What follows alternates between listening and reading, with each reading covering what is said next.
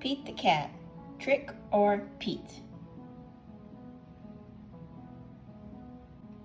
It's Halloween.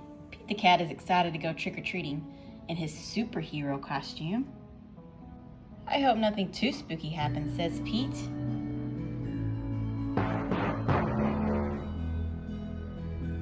Don't worry, says Pete's dad.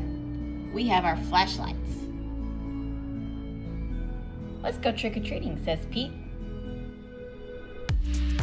Boo! Pete and his dad walk outside. Whoosh!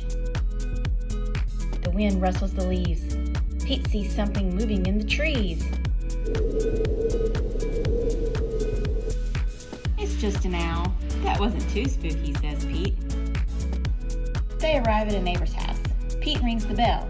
He hears a strange sound coming to the door.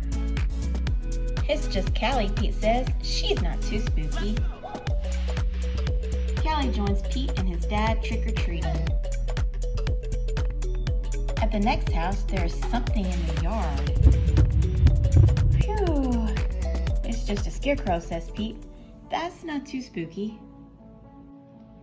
Pete rings the doorbell. Trick or treat, say Pete and Callie. Awesome costume, says Pete. Very spooky, but not too spooky. Thank you, says Miss Gold, the crossing guard. At the next house, there is something glowing on the steps. Cool, says Pete. Jack-o'-lanterns. Callie rings the doorbell. Trick or treat, say Pete and Callie. It's Pete's teacher. One piece of candy each, she says. Suddenly, they hear something behind them. What was that? Asked Callie. Oh, it's just our friend Emma, says Pete. Not spooky, but groovy. One last house, and then we'll go, says Pete's dad. Pete rings the bell. Ding dong. Yikes, it's a spooky ghost, screams Pete. Don't be silly, Pete. It's just me, says Grandma. Callie and Pete get treats and hugs. Trick-or-treating wasn't too spooky at all. It was actually full of sweet surprises.